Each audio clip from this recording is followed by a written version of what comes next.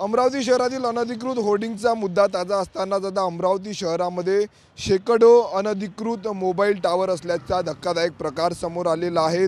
अमरावती शहरामध्ये जर आपण पाहिलं तर मोठ्या प्रमाणावर अनधिकृत होर्डिंगचा मुद्दा जो आहे तो मागील काही दिवसांपूर्वी तापलेला होता। त्यानंतर जर आता आपण पाहिलं तर अमरावती शहरामध्ये तब्बल 300 मोबाईल टावर्स जे आहेत ते अनधिकृत असल्याची धक्कादायक माहिती समोर आलेली आहे। त्यामुळे केवळ 83च मोबाईल टावरला पूर्व परवानगी असल्याचं समोर आलेलं आहे। अधिवेशनात देखील हा मुद्दा गाजलेला आहे। तर अमरावती शहरात जर आपण पाहिलं तर 83 मोबाईल टावरला परवानगी देण्यात आली आहे। त्यापैकी उर्वरित 300 टावर्सला जी आहे ती परवानगी देण्याची कार्यवाही सुरू आहे। त्यामुळे आता जे काही 300 पेक्षा अधिक हे टावर्स आहेत ते सध्या तरी अनधिकृत असल्याचं बोलल्या जात आहे। अमरावती शहरामध्ये जर आपण पाहिलं तर अनेक मोठमोठ्या इमारतीवर अशा पद्धतीनं टावर उभारलेले आहेत आणि टावरवर एका टावरची परवानगी असताना देखील दुसऱ्या विविध कंपनीचे टावर देखील त्या टावरवर चढवण्यात आलेले आहेत। त्यामुळे महानगरपालिकेचा जर आपण पाहिलं तर लाखो रुपयाचा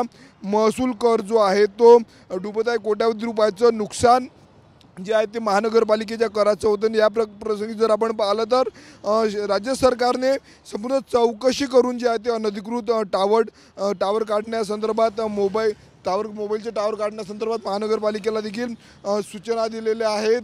टावर उभारणीसाठी जे आहे ते नियमावली निश्चित आहे। तरी जर आपण पाहिलं तर अवैधरित्या अनेक भागामध्ये जे आहे ते टावर जे आहे ते उभारले जात आहे। अनधिकृत टावर उभारले जाण्यामुळे या अनधिकृत टावर उभारणीवर केव्हा चाप लागणार असा प्रश्न विचारला जात आहे। एक दोन नव्हे तर तब्बल 300 जवळपास 300 जे आहे ते मोबाईल टावर्स अमरावती शहरामध्ये जर आपण पाहिलं तर अनधिकृत सध्या पाहायला मिळत आहे।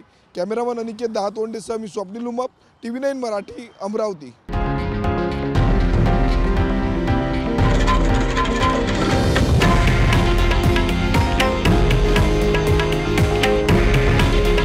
हे आहे देशातील नंबर 1 न्यूज नेटवर्क आणि आपण पाहत आहात TV9 मराठी। काळजी तुमची, हित महाराष्ट्राचं।